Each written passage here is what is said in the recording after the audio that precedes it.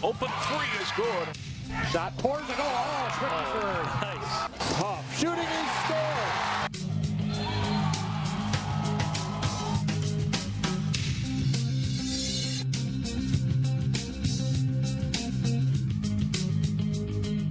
Hello and welcome to Sports Jam for the week of September 26th. I'm Jay Wilcox. I'm John Jacobson. Today on the show, highlights from prep football as we hit the midway point of the regular season, plus highlights from a big Northwest Suburban Conference volleyball match and more. And in our Sports Jam Spotlight segment, we'll meet a talented two-way starter for the unbeaten Cooper football team.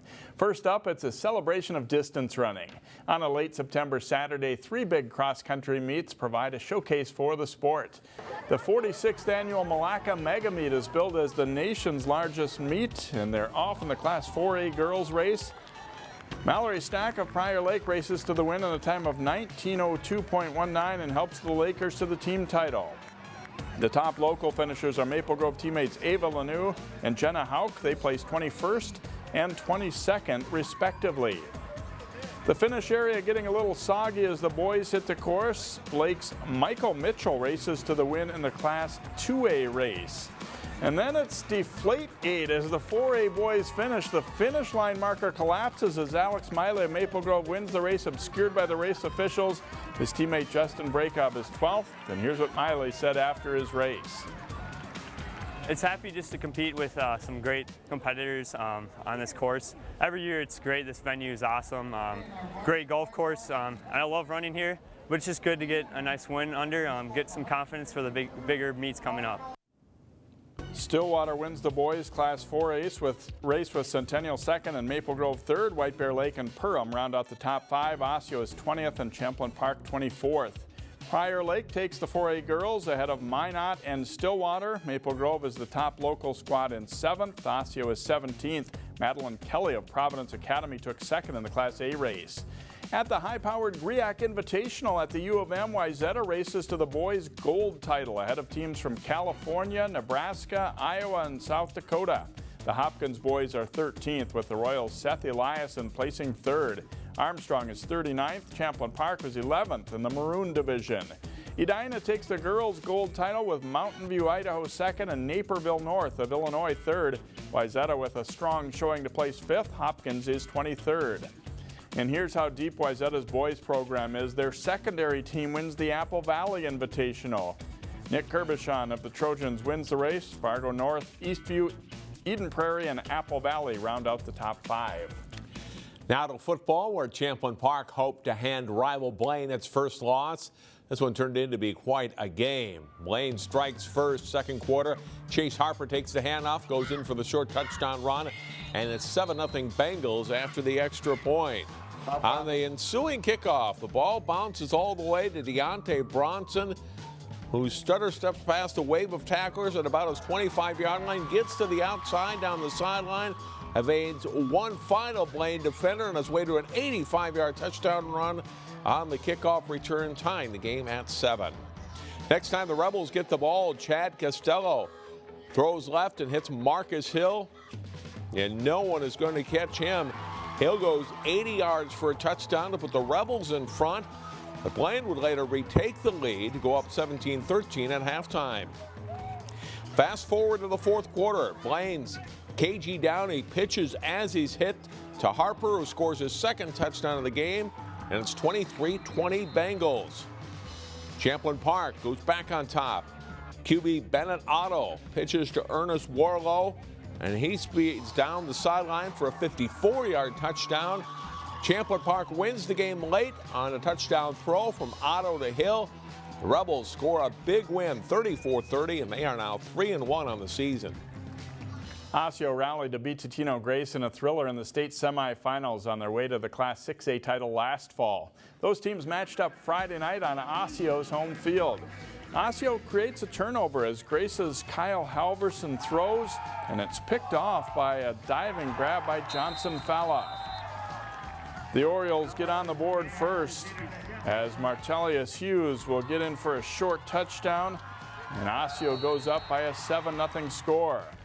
Ivan Burlock changes that with a tough run for the Eagles. He breaks tackles on his way to a 27-yard scoring run, and Grace evens it up at 7-7.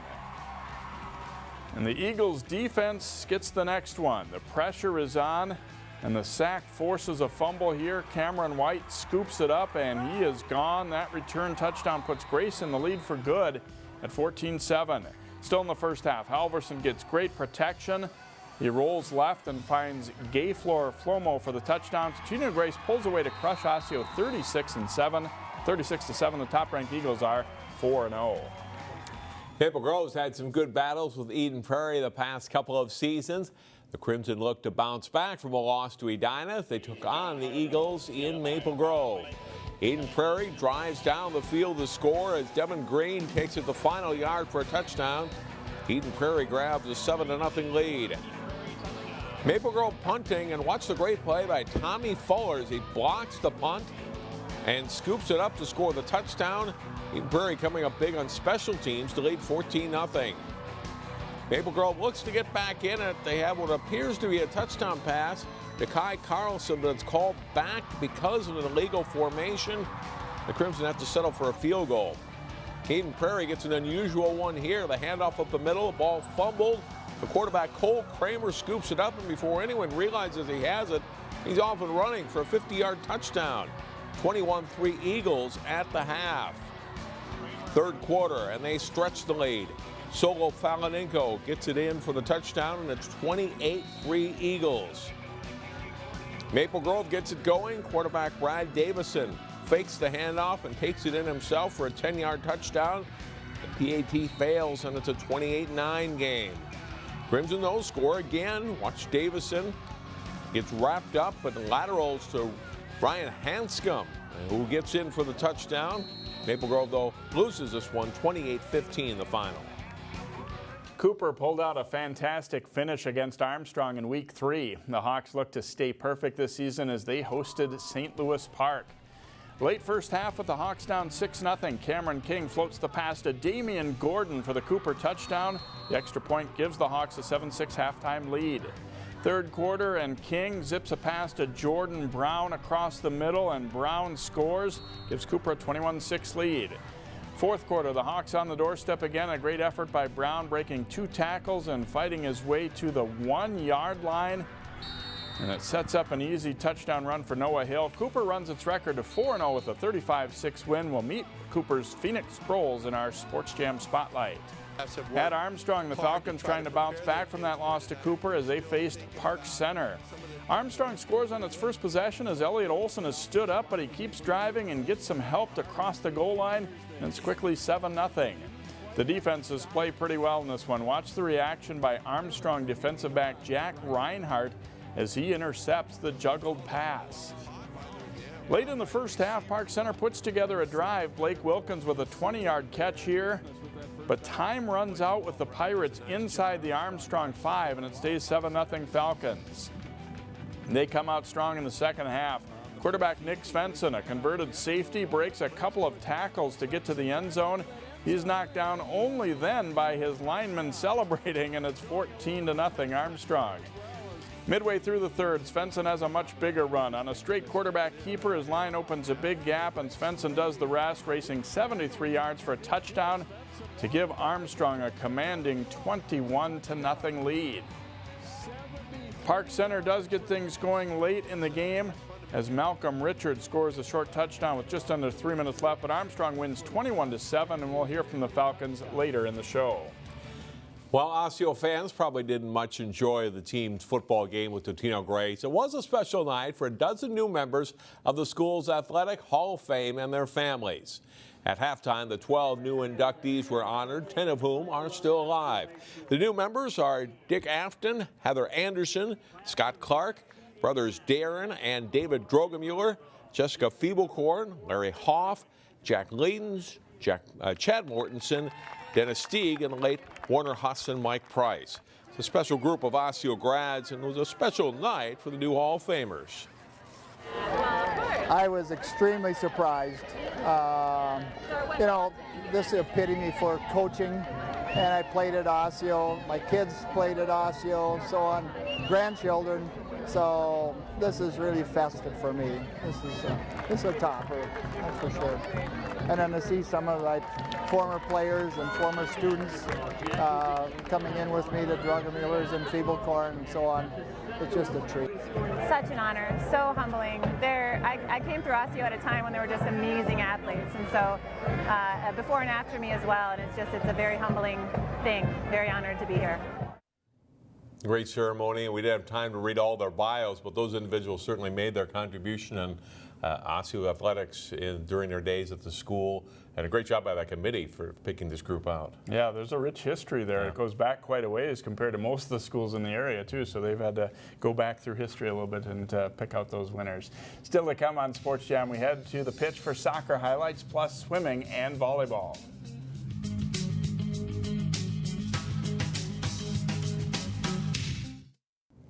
Welcome back to Sports Jam, and we have some really good volleyball in the area this fall, John. No doubt. Champlin Park is ranked 3rd in Class 3A, and they showed why against what has been a pretty big rival in the past few years. Rebels at home to face Blaine. And Champlin Park hot from the start. Sydney Hilly with a big kill, putting her team up on the way to a 25-9 win. Set 2, great dig by Blaine, but the Rebels stay with it. Allie Miller delivers the kill off the blockers here for a point. Later in the set, Champlin Park runs the slide play for Miller. She delivers the hit between the blockers. Rebels cruise to a 25-8 win. In the 3rd set, Hilly gets the perfect set from Izzy Ashburn, hammers it down for a Rebels point. And good defense here by the Rebels. Miller gets up for the block. Champlin Park goes on to win the set, and they get the sweep over Blaine. Cooper's volleyball team is trying to build into the second half of the season after a slow start. The Hawks on the road at St. Louis Park. The Orioles serve strong in the first set. This one leads to an overpass, and Michaela Windward tips it home on the way to a 25-11 Orioles win. New Cooper coach Brian Borges sees his team play much better in set 2. Hannah Carson gets up for the block as Cooper leads it 8-5. Kimoni Kendrick gets an off-speed tip to fall in for the Hawks as they lead for much of the second set.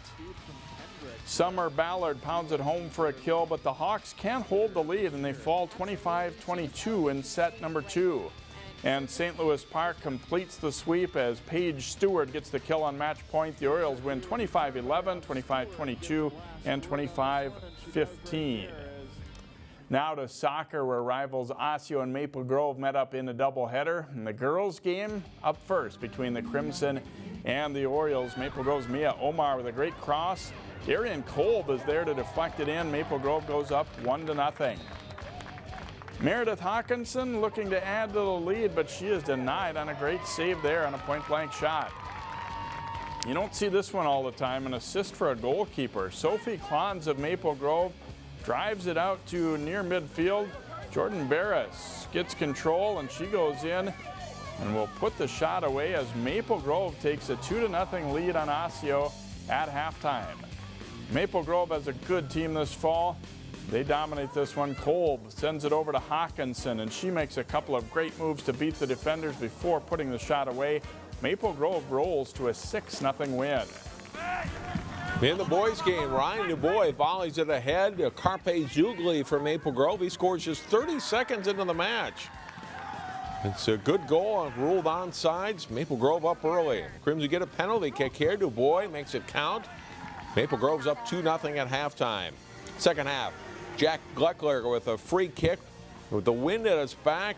Look at this one. He places it perfectly over the keeper and in. Crimson make it 3-0. Gleckler lines up another long free kick, and this time he gets the assist. Antonio Magadan heads it in for the goal. Same score as the girls' game. Maple Grove wins it over Osseo 6-0. In girls swimming, the top 4 teams in the Class AA rankings all come from the Lake Conference. A couple of those teams going at it as Wayzata faces Edina on the 200 medley relay. Wayzata's Cindy Zhao anchors her team to victory, a winning time of 1:48. In the 200 freestyle, Wayzata's Carly Quast, Edina's Sydney Olson, Wayzata's Melinda Zhang battle to the finish. Quast takes first, with Zhang taking second as the Trojans start strong. In the 200 IM, Wayzata sophomore Jordan McGinty touches home first with a winning time of 2:07. 0.87. In diving, Wayzata's Ellie Morrison takes second place in the meet, but Edina beats the Trojans 98-86. So you can be a pretty darn good team and still lose a couple in that conference. Right. Well, interesting to see how that all plays out when it comes to sections and state, with a lot of those teams and a lot of those swimmers will be competing against each other. Next up, our Sports Jam Spotlight segment. We'll meet a Cooper Jr., who's a big part of the Hawks' 4-0 start in football.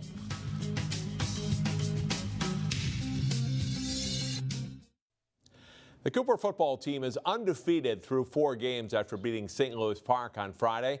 In this week's Sports Jam Spotlight, Jason Melillo profiles the Hawks' Phoenix Sproles. In the last minute of Cooper's Week 3 game against district rival Armstrong, Phoenix Sproles scored the go-ahead touchdown, followed by a victory-sealing interception. It's going to carry the team a lot over the course of the year. We'll reflect back on this game when we're down or when we just need a pump up, and it will just help us win games. Sproles is a junior wide receiver and defensive back for the Hawks, starting at both positions. He's also a dedicated student of the game, thanks in large part to having an ever-present teacher. Cooper head coach Willie Howard is Sproles' stepfather.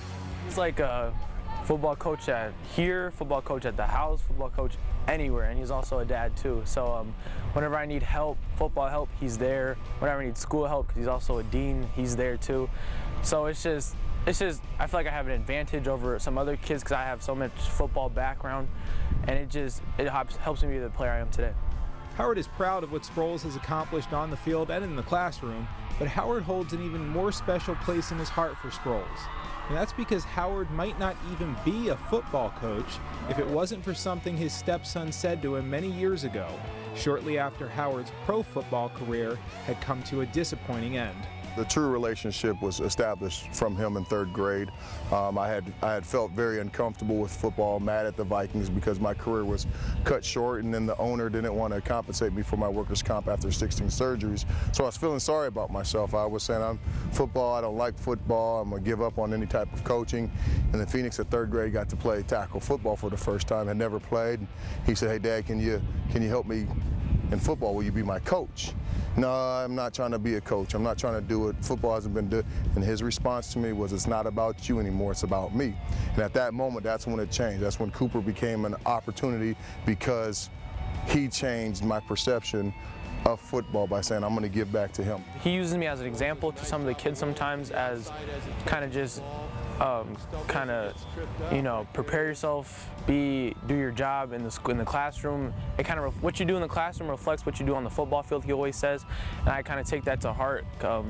My grades are very well, and my football skills are well too, so it kind of goes back and forth with each other. Sproles still has another year and a half of high school football to play, but colleges are starting to notice him, and Coach Howard, who played his college football at Stanford University, has little doubt that Sproles can play at the next level. When we talk about a student of the game, he'll open up a playbook of any team and say exactly what responsibilities are, because he's been around football so long. And then when you talk about his athleticism, when you take him down to Iowa State, and Iowa State is absolutely in love with him, Michigan State is in love with him, because when you go out there and you're out there so natural, so smooth, so coachable, so respectful, they thought he was a senior and were ready to give him an offer on the spot, until they realized, oh, you're just going into your junior year. I was thinking Big Ten, Pac-12, just kind of more up north football, because down south they have a lot of bigger guys.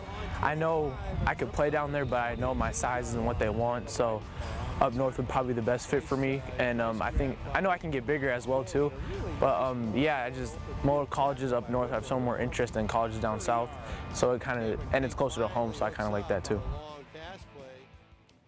Phoenix cousin is Philadelphia Eagles running back and kick returner Darren Sproles.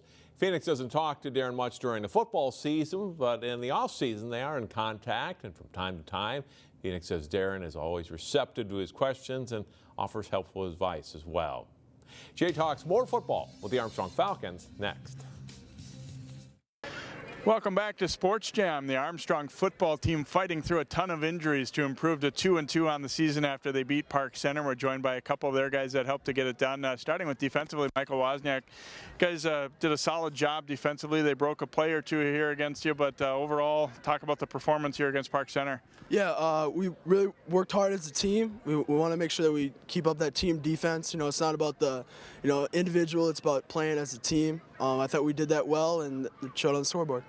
You guys most of the time seem to be, not over-committing or not over-pursuing. You guys in pretty good position to make plays. Is that kind of something that talks about how well you guys practice too, and your coaches coach you up a little bit? Yeah, our defensive coordinator, Coach Rogers, he really talks about running through the near hip and not over-pursuing or breaking down. So he really works on running through that near hip, and that kind of shows, and that's kind of what you're referring to. So.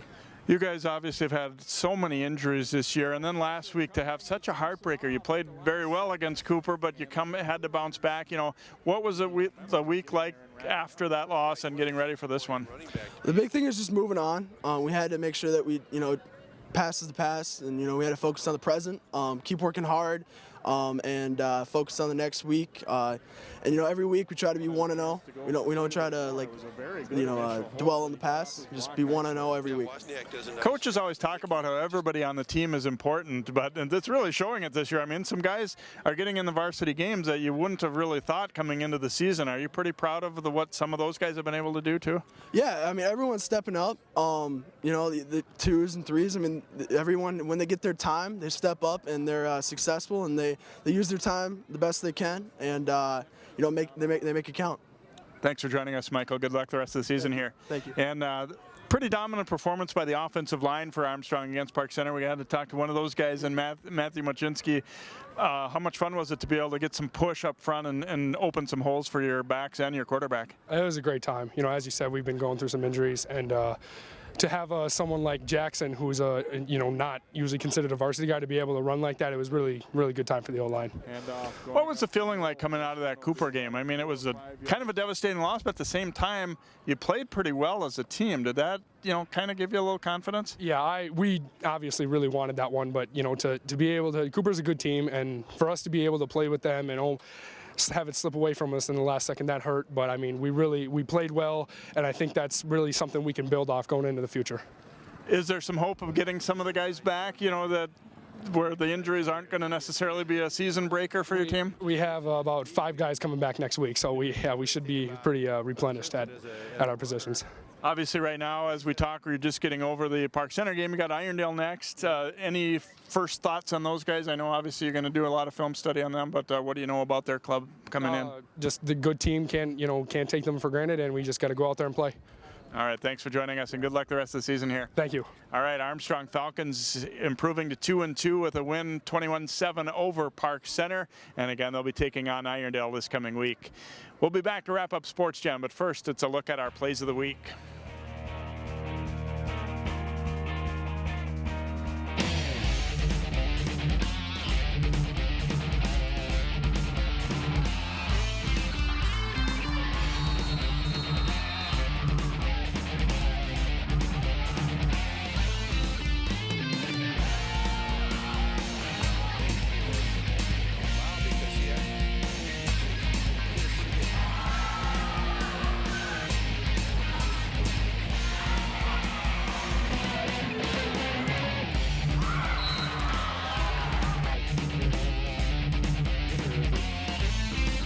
There's a shot and a goal. Wow.